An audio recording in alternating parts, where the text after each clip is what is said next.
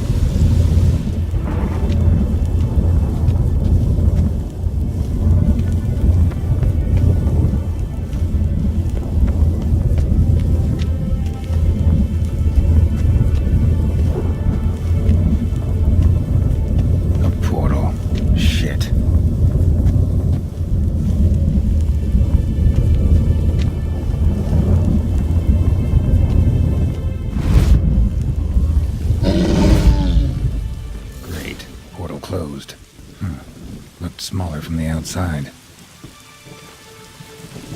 Intruder detected. Cease your intrusion. Leave at once. Failure to leave when summoned. Intruder neutralization commence.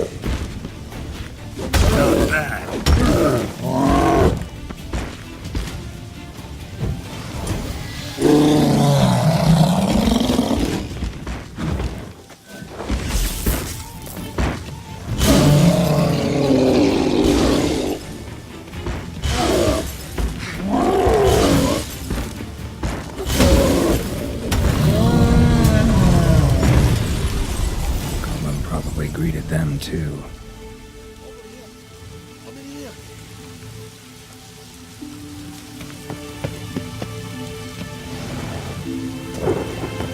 Finally, someone's come to free me. And a famous witcher at that. Thank the gods. I'm damned lucky you happen to be in Kovir. Was it King Tancred who sent you, or the Society of Magic? Neither, and we're not in Kovir. We're in Skellige. We're in Skellige? So we've teleported? Oh, this is much worse than I thought.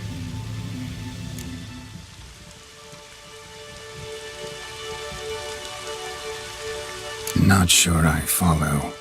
Oh, the tower is outfitted with a defensive regulatory magic on. What? A defensive system. Magic. Ensuring only the tower's owner will use it. When it detects an intruder, it locks down all the rooms, denies access. And since neither of us is the tower's owner, the golem attacked me and you're stuck behind bars. How do we evade its other charming features? We must deactivate the defensive regulatory magic on. The tower's prior owner wrote a treatise about removing such defenses. Gottfried's omni-opening grimoire. There must be a copy in the tower. Find it, please.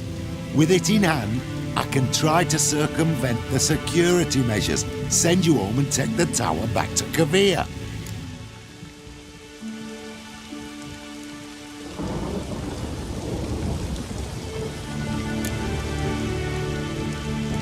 You clearly know who I am. I don't even know your name.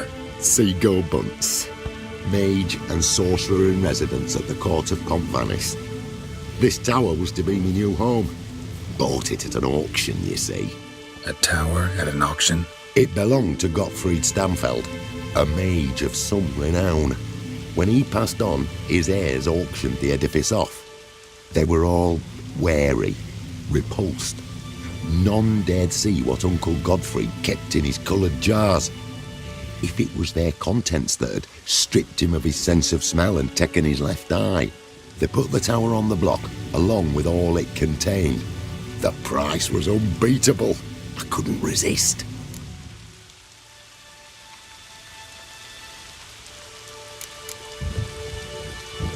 Seen my share of wonders, but a tower that teleports itself? That's something new. This defensive regulatory magicon.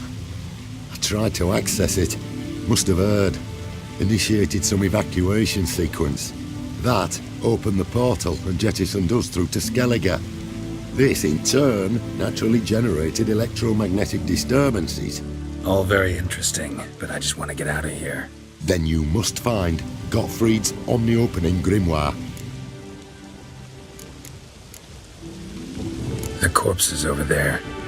Folk from the village nearby, right? They came in a few days past. I was surprised to see their garb. But it just never entered me mind we might be in Skellige. There were just a few, led by a druid. The tower warned them. They failed to heed. Folk on Aen Seidhe usually laugh in the face of warnings. If the tower had asked nicely, then offered them a horn of mead, they might have left then. Right. Time to get out of here and send this tower home. Where do I look for Gottfried's treatise? Any ideas? The library might be a logical place to start. The key should be in the laboratory. Where's that? As you enter the room opposite, you'll see the laboratory to your left. The library straight ahead. But remember, you're an intruder. The tower is certain to want to stop you. Make things difficult at the least. We'll see who breaks first. Try to smash that barrier. Ozvayu, Iferis, Advikiat.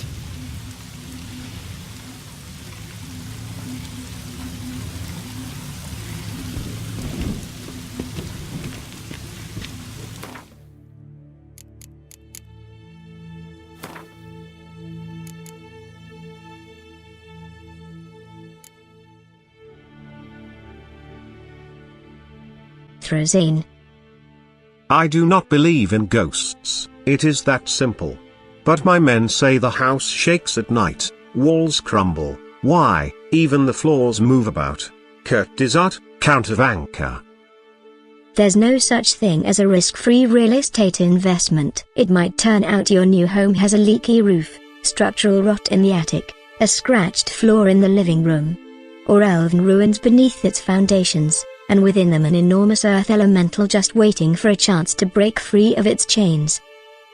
Fighting such a monster is no easy task. Its tough outer husk deflects all but the strongest blows. It can liquefy a man's bones with one crushing blow from its fists. Thus, one should never near it without first casting the Quinn sign. One should have the Ardent sign at the ready as well, whereas the other signs, Igni, Ard and Axi, are completely ineffective against it. In the end the Witcher triumphed over the powerful earth elemental, and in doing so won gratitude and a reward from Count Desart.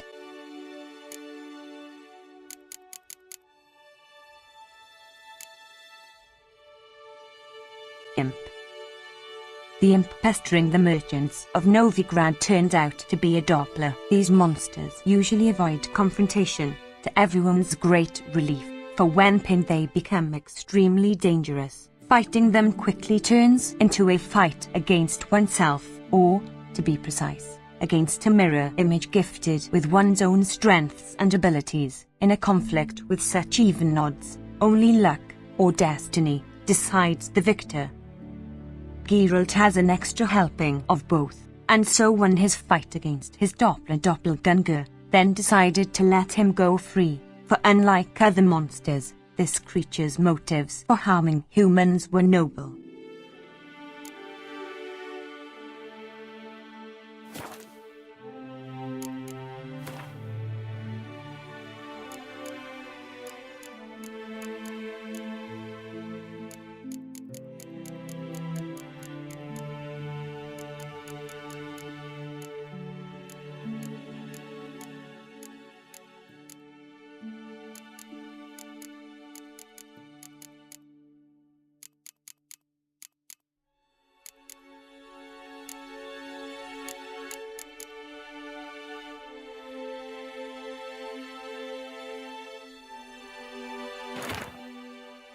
The Enshe and the Nell. Sad as it may be, to many in our time the word elf is a synonym for pauper, bandit or layabout. She-elf is used by many to denote a prostitute or woman of loose morals. The adjective elven, in turn, describes damaged, needlessly complicated or useless goods. Statistics, for their part, show that 1 in 3 elves living in Rerdania has spent time in prison, and a full 1/2 of them have been fined at least once. The average lifespan of elves, though still thrice that of humans, grows shorter each year. Given the above, it is easy to forget that elves, or Enshe, as they fashion themselves, were once a proud race that ruled the lands stretching from the banks of the Great Sea in the west to the Blue Mountains in the east, and from the Dragon Mountains in the north to the Mahakam Range in the south. The ruins of their cities scattered throughout the known world bear witness to their former might. CP Monumenta Elforum by Estred of Edginvale. Many of the most outstanding mages, artists and poets of recorded history have been of this race, and we have elves to thank for dozens of ingenious items we rely on each day, from screw pumps to cosmetics.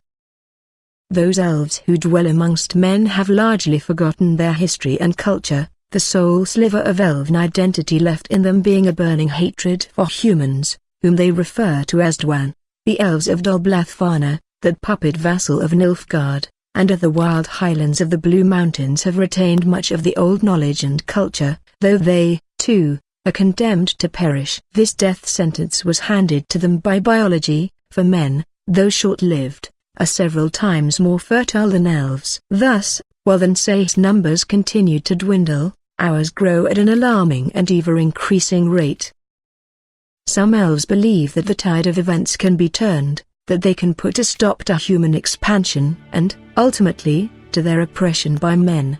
They look to their mythical cousins for salvation, to the Nell, the older folk. The Nell are said to dwell in another world or possibly another plane to which they traveled during the mythic age of migration, and from which they at times journey to visit our world. Legend claims a gate between the worlds could be opened, allowing the Aen Elle to ride to their downtrodden brethren's rescue. These are, however, mere fables, naive fairy tales this race condemned to extinction uses to provide itself small comfort in these, their last, sad moments.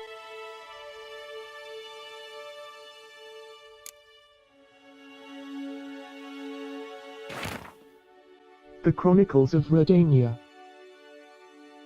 Vridank the Elf.